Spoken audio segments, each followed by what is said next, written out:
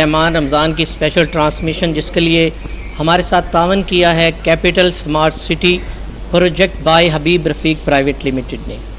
ناظرین محترم، الحمدللہ آج 14واں روزہ رکھا جا چکا ہے اور ہماری خوش بختی ہے کہ ماہ رمضان جیسی یہ خوبصورت ساعتیں اللہ کریم نے ہمیں عطا فرمائی، اور دعا کیجئے کہ اللہ پاک ہمیں اس روزوں میں ایسے عمل کرنے کی توفیق عطا فرمائے جو ہم نے پچھلی زندگی میں نہیں کیے، پچھلی گزرنے والے رمضان شریف میں نہیں کیے۔ کوشش کیجئے جن لوگوں سے آپ کی محبت ہے ان سے بڑھ چڑھ کے محبت کریں۔ اگر آپ کے دل میں تھوڑی سی بھی کوئی کینہ ہے، تھوڑی سی نفرت ہے تو وہ ختم کر کے وہ دوریاں مٹا دیں اور ان سے محبت کیجیے۔ آج ہمارا ٹاپک تحمل، مزاج اور افو اور درگزر پہ ہم بات کر رہے ہیں۔ ہمارے ساتھ ڈاکٹر رانا ہدایت اللہ خان صاحب موجود ہیں، اور رویے ہی ایسے ہوتے ہیں جو انسان میں چینجنگ پیدا کرتے ہیں۔ حضرت مالک بن دینار رحمۃ اللہ علیہ، آپ ایک بہت بڑے ولی کامل تھے، بہت بڑے بزرگ گزرے ہیں۔ آپ جس علاقہ میں رہتے تھے، آپ کے مکان کے ساتھ ایک یہودی کا مکان تھا۔ اس یہودی نے آپ کو تنگ کرنے کی غرض سے اس نے آپ کے حجرے مبارک کے ساتھ ہی ایک بیت الخلاء ٹوائلٹ بنا لیا تھا، اور وہ اس ٹوائلٹ کے ذریعے وہاں پہ ایک اس نے پرنالہ بنا لیا جہاں سے وہ غلاظت جو تھی وہ وہاں سے پھینکتا تھا، اور تمام نجاست جو تھی وہ حضرت مالک بن دینار رحمۃ اللہ علیہ کے اس صحن میں آ کے گرتی تھی۔ جیسے ہی، کیونکہ اس کی مقصد تو اس کو تنگ کرنا تھا اور یہ تھا کہ وہ وہاں سے چلے جائیں۔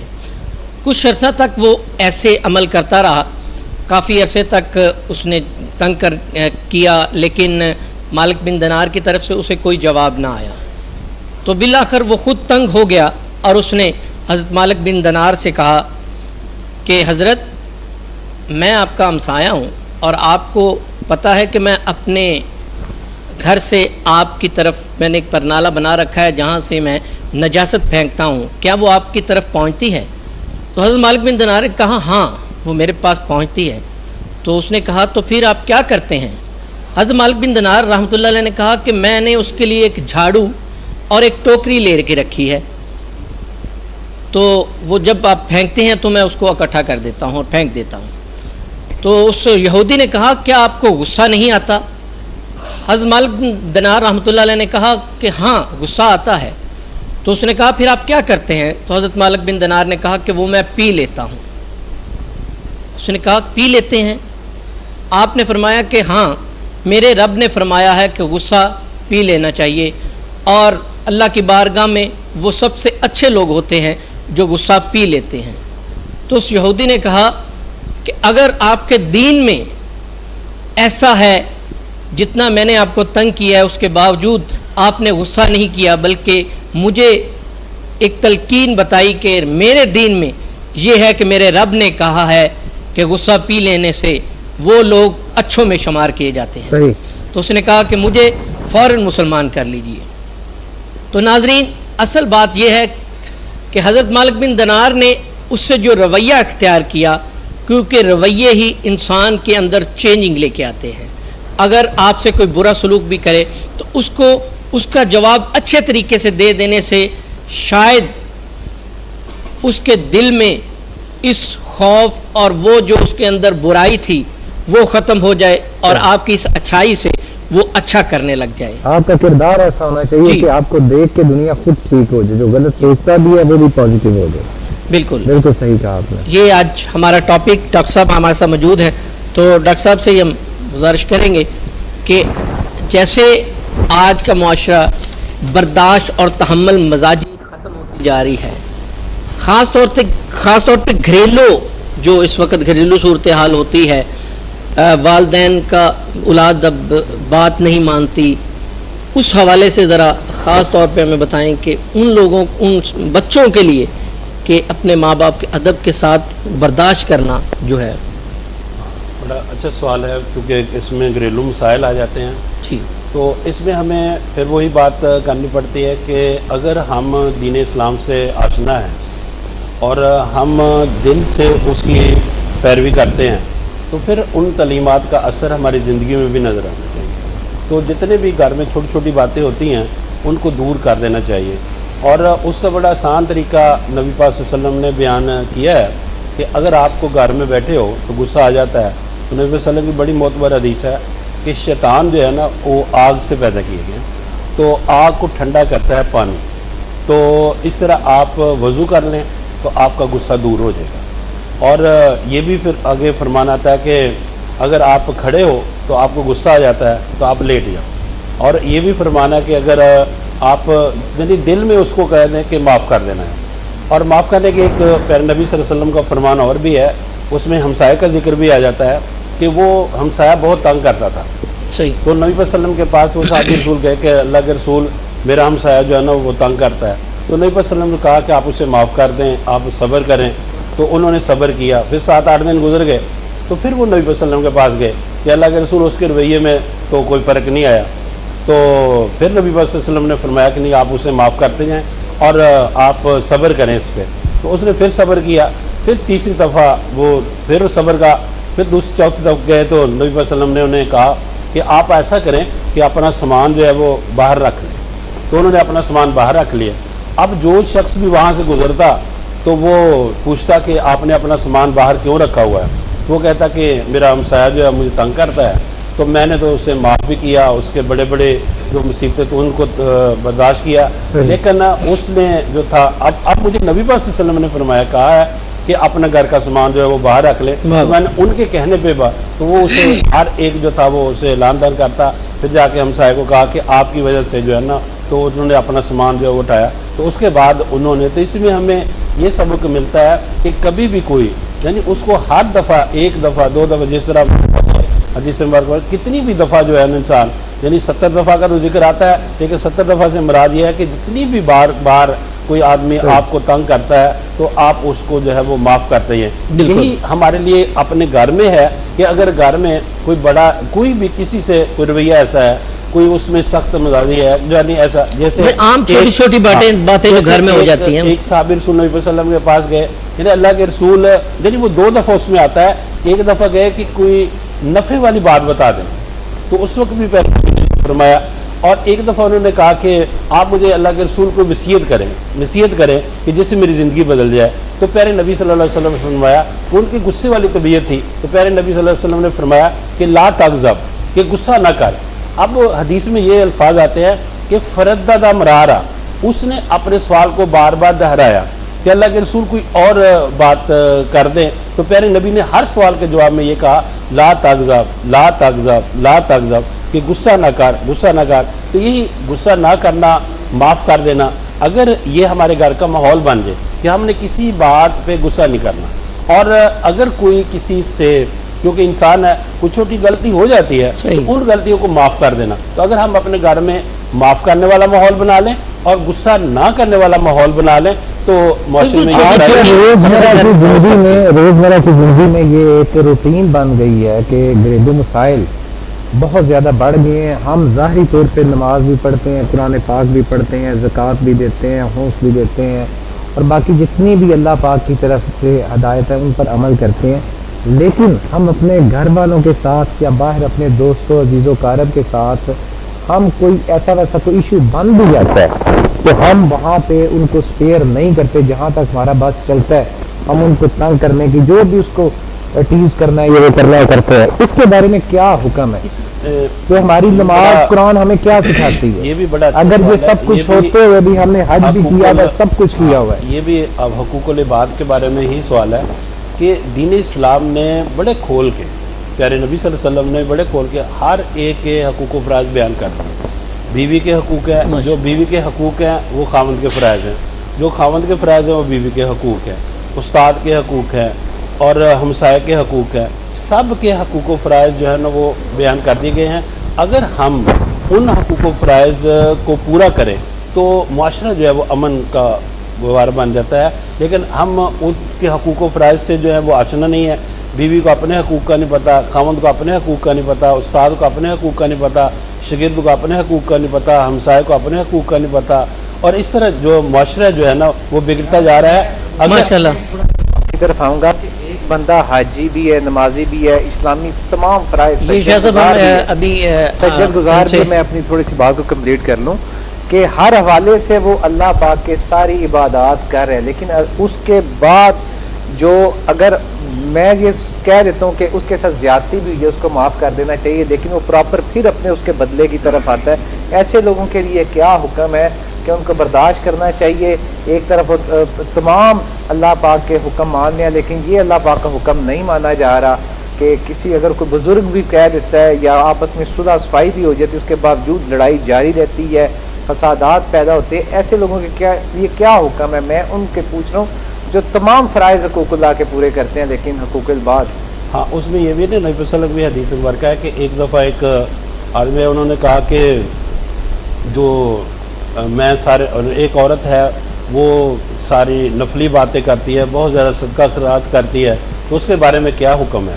اور وہ تو انہوں نے ہمسائے کو تنگ کرتی ہے یا دوسروں کو ظلم کرتی ہے، زیادتی کرتی ہے، تو اس کے بارے میں یہی حکم آیا کہ جو افضل ہے وہ جو صرف فرائض پڑھتی ہے، جو فرائض ادا کرتے ہیں. اگر ہم اپنے فرائض ادا کر دیں اور ساتھ اپنے رویے جو ہیں اور دوسرے لوگوں کے ساتھ اچھے رکھیں تو پھر سارا معاشرہ جو ہے وہ بہتر ہو سکتا ہے. اگر ہم ان کے حقوق و فرائض کو نہیں پورا کرتے تو پھر وہ فلاحی ماحول جو ہے وہ نہیں بن سکتا. جی جو دین صحیح ہمارے ساتھ موجود ہیں. بالکل ہمارے ساتھ بڑے خوبصورت پڑھنے والی بڑی ہماری پیاری بہن موجود ہیں جناب فاطمہ سعید مغل صاحب، تو ان سے گزارش کرتے ہیں کہ آپ ہدیہ کلام پیش کریں.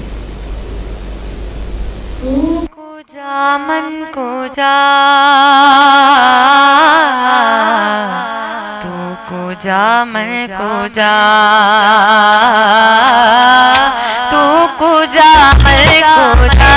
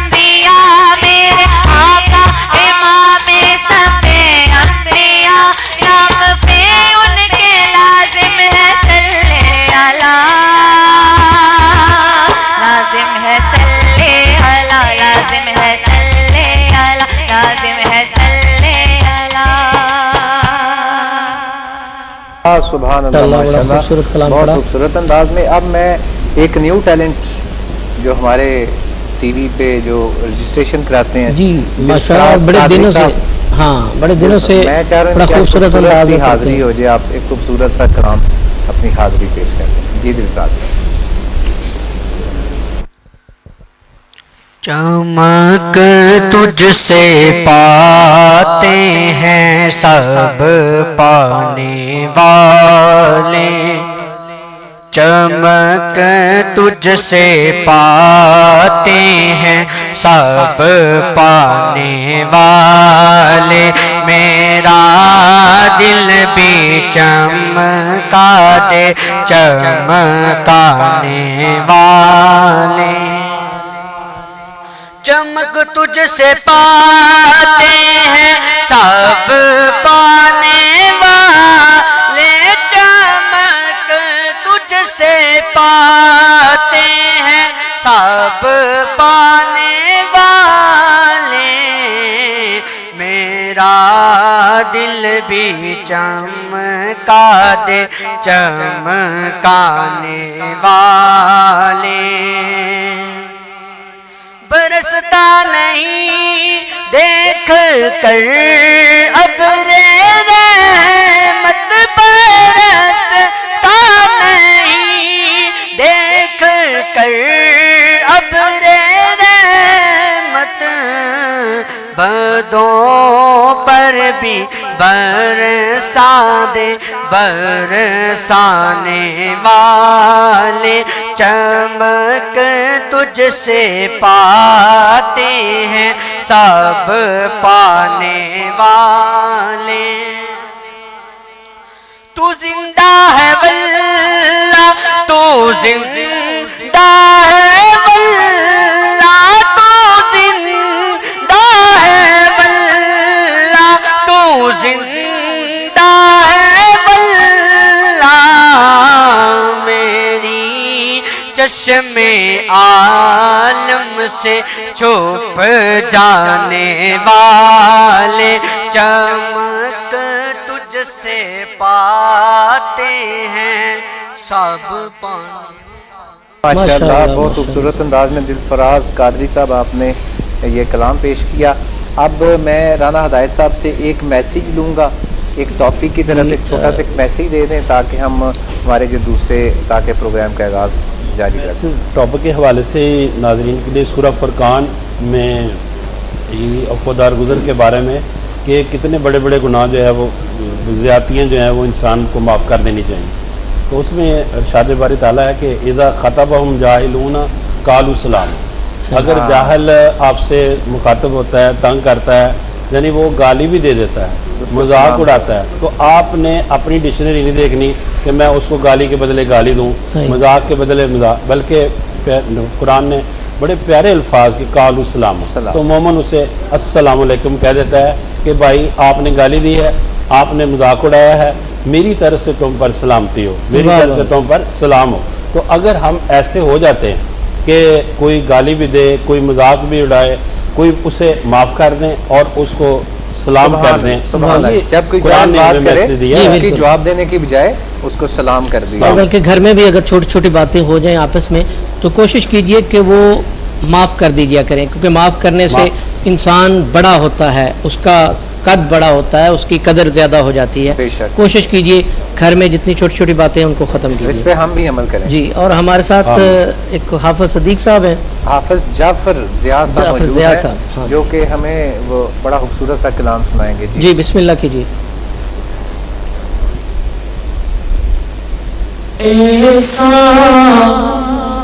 खालिक कोई नहीं है जैसा रब ताला है, ऐसा तालिब कोई नहीं है जैसा रब ताला है, और कोई नहीं महबूब ऐसा جیسا کملی والا ہے، کوئی نہیں محبوب ایسا جیسا کملی والا ہے۔ اور طہا کا سرتاج سجا ہے، موڑے پہ کملی کالی ہے، ہاں ہاں موڑے پہ کملی کالی ہے، اور آنکھوں میں زاغا کا کجلا آپ خدا نے ڈالا ہے، آنکھوں میں زاغا کا کجلا آپ خدا نے ڈالا ہے، کوئی نہیں محبوب ایسا جیسا کملی والا ہے۔ سبحان اللہ سبحان اللہ۔ واہ واہ ماشاءاللہ۔ ناظرین محترم، آج ہماری ٹرانسمیشن کا یہاں پہ ختم اختتامی مراحل پہ ہے۔ آج کے اس خصوصی پروگرام رحمان رمضان کے لیے ہمارے ساتھ تعاون کیا تھا capital smart city project by Habib Rafiq private limited نے، اور ہمارے خوبصورت کو ہوسٹ میرے ساتھ تھے آج جناب سید کاظم مقدس۔ ہمیں اجازت دیجیے، لیکن اجازت اس وقت ملے گی جب آپ چھوٹا سا کلام سنائیں گے۔ ناظرین، اس پروگرام کا جو اختتام ہے ان کے چھوٹے سے ایک اشار کے ساتھ، بیٹا مائک پکڑائیے گا تاکہ ہم ان سے کلام اللہ تعالیٰ کل ہم اسی وقت 15ویں سحری بشرطِ زندگی دوبارہ حاضر ہوں گے۔ اس وقت تک اللہ حافظ، اور آپ سنتے ہیں کلام ذوالفقار قمر رفیقی صاحب کا۔ ایک بڑا خوبصورت کلام، صوفیانہ کلام بھی اسے آپ کہہ سکتے ہیں، اس کے چند شعر۔ اللہ خدا کلی دی فقیر دی وچوں، کلی دی فقیر دی وچوں اللہ خدا آوے، کلی دی فقیر دی وچوں، کلی دی فقیر دی وچوں، کلی دی فقیر دی وچوں، کلی دی فقیر دی وچوں اللہ ہو دوازا آوے، کلی دی فقیر دی وچوں،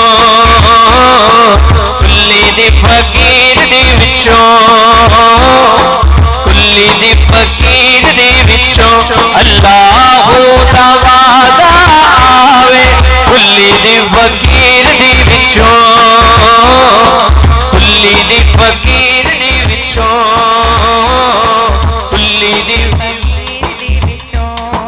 اللہ اللہ کرتے کرتے ہو نظر آیا مجھے، اللہ اللہ کرتے کرتے ہو نظر آیا مجھے، اللہ اللہ کرتے کرتے ہو نظر آیا مجھے، ہوں میں جب میں گم ہوا، ہوں میں جب میں گم ہوا تو تو نظر آیا مجھے، اللہ ہو دوازا آیا، کلی دی فقیر دی وچوں، کلی دی فقیر دی وچوں، کلی دی فقیر دی وچوں، کلی دی فقیر دی وچوں، کلی دی فقیر دی وچوں، کلی دی فقیر دی وچوں الف اللہ چمبے دی بوٹی مرشد من وچ لائی، الف اللہ چمبے دی بوٹی مرشد من وچ لائی، نبی اسبات دا پانی ملیا ہر لگے ہر جائی ہو، نبی اسبات دا پانی ملیا ہر لگے ہر جائی ہو، اندر بوٹی مشک مچایا جان بھولن تے آئی ہو، اندر بوٹی مشک مچایا جان بھولن تے آئی ہو، جیوے مرشد کامل